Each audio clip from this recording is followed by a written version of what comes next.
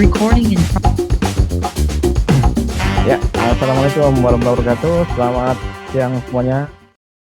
Kita ketemu lagi di sesi ketujuh. Ya, udah nggak kerasa ya, sudah sesi ketujuh aja. Minggu depan sesi ke-8 atau sesi terakhir. Ya, jadi kemarin ada japri ke saya, bagi mereka yang baru pertama kali merasakan ritme lambat, latihan napas ritme lambat. Jadi kalau di kelas WB ini, kita dibagi menjadi dua secara garis besar, yakni napas cepat dan napas lambat. Napas cepat dan semua pengetahuannya diajarkan di hari Minggu, sedangkan napas lambat diajarkan di hari Sabtu. Nah, untuk napas lambat ini audionya banyak sekali di YouTube saya, dan itu cuma satu-satunya di channel YouTube saya, di tempat lain nggak ada. Ya mungkin ada 55 di tempat lain gitu ya, tapi untuk yang mulai dari 99, 10, 10, 11, 11, 13, 13, dan seterusnya, sampai 30, 30 nggak akan ada, nggak akan ketemu, karena mereka nggak tahu dasar teorinya. Kalau di sini semua diulik ya, semua dicari rujukan jurnalnya jika ada, karena prioritasnya yang punya rujukan jurnal dulu. Jika nggak ada, baru kita cari yang paling mendekati dengan itu, paling mendekati. Sebagai contoh begini, ini saya hilangkan aja ya karena koneksinya agak-agak lambat. Jadi sebagai contoh begini, misalnya tidak ada jurnal yang membahas mengenai ritme 15-15 atau ritme 13-13. Kalau dicari nggak akan ketemu. Nggak akan ketemu. Kalau kita misalnya cari jurnal yang membahas ritme 20-20, nggak ada. Nggak ada. Makanya saya tertantang untuk membuat itu nanti secara bertahap. Setelah nanti pemusatan latihan, gedung tempat pemusat latihan kita sudah siap, sudah ready, baru nanti kita akan kerjasama dengan akademisi untuk meneliti lebih jauh pada setiap ritme. Jadi kalau saya nggak menemukan penelitian yang membahas secara khusus mengenai misalnya ritme 20-20, ritme 20-25, dan seterusnya, maka saya cari perubahan frekuensi. Karena kan dalam teori napas ritme itu kan setiap kita mengubah ritme napas, kita berarti mengubah frekuensi. Kita membangun sebuah frekuensi tertentu. Nah, jadi misalnya kayak stroke. Nah, stroke itu frekuensinya ada penelitiannya bahwa dengan frekuensi sekian, maka itu menstimulasi. Juga penyakit-penyakit lain, juga ada penelitian mengenai frekuensi. Nah, saya mencari padanan dari frekuensi itu. Jadi kalau itu sudah ketemu frekuensinya, maka dengan mudah bisa dikonversi menjadi napas ritme.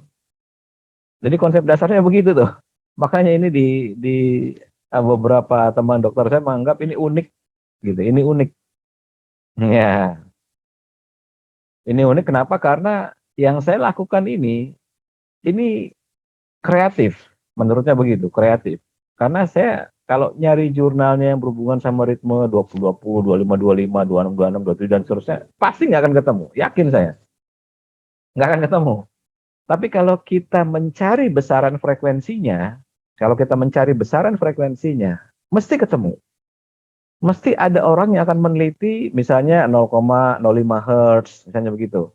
Atau 0,03 Hz, atau 0,01 Hz. Pasti akan ada orang yang meneliti frekuensi-frekuensi seperti itu. Nah, dengan cara yang sama, itu bisa kita konversi menjadi metode napas ritme. Kita bisa cari padanan napas kita yang menghasilkan frekuensi yang sama dengan penelitian jurnal itu. Jadi ketika jurnalnya membahas mengenai katakanlah perbaikan pada stroke misalnya begitu ya dengan menggunakan frekuensi sekian, perbaikan pada ginjal dengan menggunakan frekuensi sekian, perbaikan pada pankreas dengan menggunakan frekuensi sekian, neurogenesis atau mungkin angiogenesis. Kalau neurogenesis berarti pembentukan saraf yang baru, kalau angiogenesis pembentukan pembuluh darah yang baru dengan frekuensi sekian, atau cancer dihajar, ditembak dengan frekuensi sekian. Itu saya pernah posting videonya penelitian dari salah satu profesor musik dengan menggunakan kombinasi frekuensi rendah dan frekuensi tinggi dengan rasio sekian.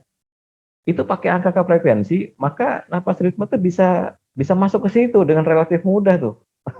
Bisa masuk ke situ relatif mudah. Nah, maka dengan dasar itulah tahap berikutnya adalah melakukan pembuktian.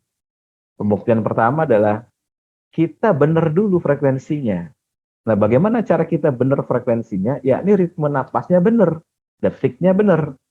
Perubahan ritme napasnya benar, detiknya benar, maka frekuensinya mesti benar. Nah, pertanyaannya bagaimana cara kita membuktikan kebenaran frekuensi yang kebentuk dari ritme napas kita? Disitulah ada pengetahuan napas ritme Di situ kita harus punya alat ukur yang sesuai dengan standar. Kita harus mengerti mengenai konsep heart rate variability dulu. Kemudian kita harus punya alat ukur yang bersesuaian, misalnya gold standarnya adalah EKG. EKG kita turunkan, misalnya kita bandingkan dengan polar, kita cari jur dan sebagainya. Nah, dengan cara seperti itu, kita teryakinkan bahwa betul nih, kalau saya ngelakuin ritme 15-15 ini, 2 RR atau 2 respirasi per menit, maka frekuensinya sekian.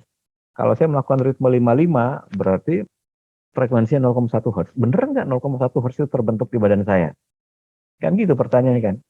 Nah, makanya di kelas Kurama, waktu itu, bulan Ramadan waktu itu, kita buktikan satu persatu frekuensi kita bedah. Kita lakukan satu persatu. Dan hasilnya ternyata sama. Dilakukan oleh peserta apabila detiknya tepat. Apabila detiknya tepat. Kenapa ada detik yang nggak tepat? Biasanya adalah ketika masuk pada ritme-ritme lambat, tubuhnya secara metabolisme belum siap. Karena ketika kita masuk pada ritme lambat, ini pernah saya bahas juga di beberapa video saya, ini akan terjadi perubahan pada minute ventilation. Minute ventilation itu adalah respiration rate dikalikan dengan udara yang kita hirup. Gitu. Atau istilahnya tidal volume lah. Itu menjadi minute ventilation. Jadi normalnya orang bernapas itu menghirup 500 ml udara. Ini kita belum bicara mengenai dead space. Dead space itu adalah udara yang tidak berperan dalam proses pertukaran gas. Semakin orang memiliki resiko pada paru-parunya, misalnya dia perokok, baik pasif maupun aktif, atau tinggal di lingkungan yang banyak polusi udara begitu, maka dead space-nya meningkat. Problem-problem dead space juga terjadi pada mereka yang ada masalah kesehatan pada paru-paru, seperti emfisema, kemudian COVID-19, kemudian pneumonia, TBC, dan sebagainya. Ini akan mengurangi. Ya, anggaplah kita sepakatnya saja normalnya di 500 ml. Maka ketika seseorang itu melakukan sebuah respiration rate normal, yakni sekitar 12-15 kali per menit, maka kita bisa hitung berapa minute ventilation-nya. Nah, bagi orang-orang yang paru-parunya belum siap terhadap napas lambat atau super lambat, ya, saya sebut super lambat, karena bahkan peserta WB dari Amerika yang bule pun belum mampu melakukan 20-20. Padahal umumnya bule-bule itu dia paru-parunya bagus ya, umumnya ya, karena secara genetik gede gitu kan. Tidak mampu dia. Nah, sementara kalau kita latihan di kelas Sabtu ini, beberapa teman sudah banyak yang mencapai 30-30. Tarik 30, buang 30, jadi bernapas harus sekali. Bernapas hanya 1 kali semenit. Seperti itu. Nah, jadi ini pembahasan yang agak berbeda dengan kelas hari Minggu begitu. Makanya kelas hari Sabtu ini fokus mengenai semua pengetahuan yang berhubungan dengan napas lambat. Startingnya dari 55 ke atas, napas lambat itu startnya dari 55 ke atas. Ini menurut kesepakatan dari sainsnya. Kemudian apa hubungannya dengan perubahan pada metabolisme, hubungannya dengan kesehatan dan sebagainya. Ini kelas yang nggak ada jurusnya, nyaris nggak ada jurusnya kelas ini. Nggak ada gerakannya gitu, nggak ada. Nah, tapi kita mempelajari semua pengetahuan yang berhubungan dengan napas lambat. Itu. Jadi pengetahuan tentang stroke, pengetahuan tentang peningkatan imunitas dan sebagainya. Pembentukan frekuensi yang menghasilkan molekul-molekul tertentu yang bermanfaat untuk mungkin peningkatan imunitas, mungkin peningkatan produksi molekul antivirus, antibakteri, dan sebagainya. Itu semua dibahas di pelajaran hari Sabtu ini. Jadi untuk kelas yang akan datang, bagaimana setelah ini habis? Tetap kita akan belajar semua pengetahuan mengenai napas lambat. Kenapa? Karena saya sering bilang, pada teman-teman ini, ada strategi untuk berhemat napas. Itu pernah saya bikin hitungannya tuh. Dan hitungannya sampai sekarang nggak bisa dibantah. Susah dibantah gitu. Jadi ketika kita bernapas lebih lambat, kita irit napasnya, efisien. Irit napasnya efisien. Nah, karena efisien inilah, maka sel kita menggunakan oksigen secara efisien juga. Apabila mesin selnya belum siap pada oksigen yang efisien ini, maka biasanya dia akan berontak. Itu yang membuat istilah kita, saya nggak kuat mas ritme 20-20 misalnya gitu. Iya, karena memang selnya belum siap. Maka dia harus diajari dulu. Diajari lewat ritme-ritme tertentu supaya nanti dia bisa menuju ke situ. Gitu. Nah, jadi pembahasan seperti ini pertanyaan Mas Adrianto nih, apakah ada pembahasan napas ritme lambat di atas 20? Ada, memang nanti kita akan pelajari itu hanya di kelas hari Sabtu saja. Jadi kelas hari Sabtu itu semua pengetahuan mengenai napas lambat semua. Kalau kelas hari Minggu pengetahuan mengenai napas cepat semua. Jadi orang-orang yang malas gerak gitu kan, tapi tetap pengen sehat dengan cara yang berbeda, belajarnya di kelas hari Sabtu tuh.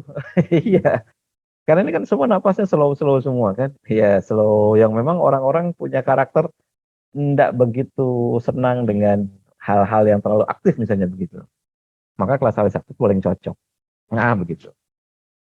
Oke, siap. Kita mulai latihan.